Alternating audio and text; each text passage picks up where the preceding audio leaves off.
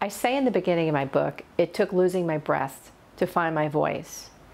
Now I want my voice to be heard to help other women be more confident, more clear, more empowered, and feel better about themselves when they face their own journey. When I was going through my own cancer treatment in 2009, 2010, I looked for a book that really explained to me how I can manage my lifestyle, what to expect during treatment and reconstruction, and how to take better care of myself. I wanted to look pretty, I wanted to feel pretty, I wanted to be strong and feel healthy and normal, and I couldn't find a book like that. In my book, Getting Things Off My Chest, I outline 5 commandments for managing your health. This applies to people who have cancer and people who just need to be more prepared. Doctors will tell you how to treat your condition, but they won't tell you how to treat yourself, what to expect, and how to handle the effects of treatment. For example, what happens to your skin? How will you feel? When can you resume day-to-day activities like picking up your child, carpooling, going grocery shopping? You need to think about who you want to tell, who you don't want to tell, and what you want to tell them. You need to be in control of the message and think about your workplace, your staff if you own a business like I did, your children, your immediate family, your more distant family, and your friends. One of the things I think many women think about quietly going through cancer, and I certainly did, is what is this going to do to me physically? I was an ugly duckling growing up. It took a lot of work to become confident in my looks, and here I was facing cancer, the loss of my breasts, the loss of my hair. I didn't know what was going to happen to me physically, and I was scared about that. Assemble a health advisory team. These are your key doctors, not only your oncology specialists, but also your OBGYN, your internist, your dermatologist, ophthalmologist, dentist, and pharmacist.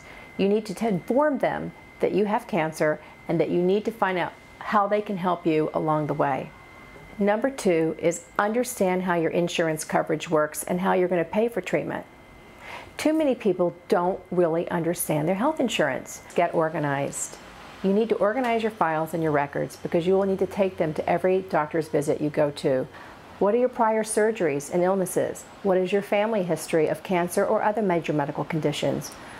What prescription drugs and vitamins and supplements do you take? What is your sexual history? I outline about 10 things in my book that you need to have ready to take to the doctors every visit.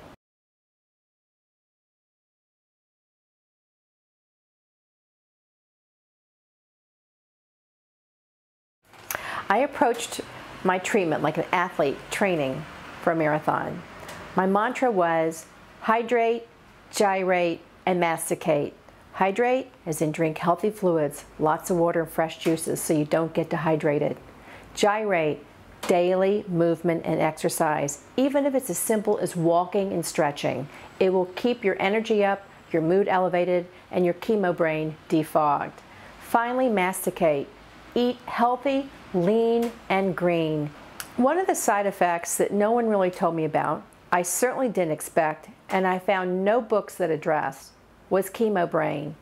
Chemo brain is a real condition. It's a mental fog that happens to your brain while you're going through chemotherapy, and it can last for a really long time, as it did with me, almost a year. Your brain feels like it's sliced in two. You can't remember names, you get confused, you're very emotional.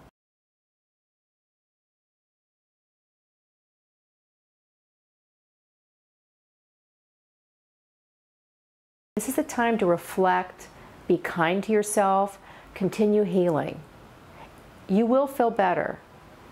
You will definitely feel better, but you'll feel different. You'll also think about what your purpose in life is. For me, I turned to writing.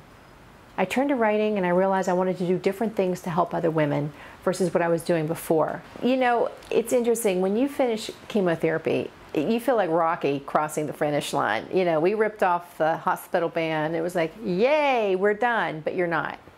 It's very interesting, and no one tells you this, and many survivors report this. You go through a lot of emotions. I'd say the year after treatment is an emotional upheaval. Your experience is personal to you. Do not compare it to anyone else. You don't need to start a not-for-profit. You don't need to write a book. You don't need to be Superwoman. You may want to do all that. You may want to change. You may want to change the world, and that's fine. But you may also just want to go back to the life you had before cancer and embrace it with more purpose and more appreciation, and that's fine as well. What I'd like for women to feel when they finish my book is more confident and more empowered about their cancer journey. I want them to know they have choices, that they may not have chosen to have cancer, but they can choose how they want to be perceived, how they want to look, and how they want to treat themselves and be treated.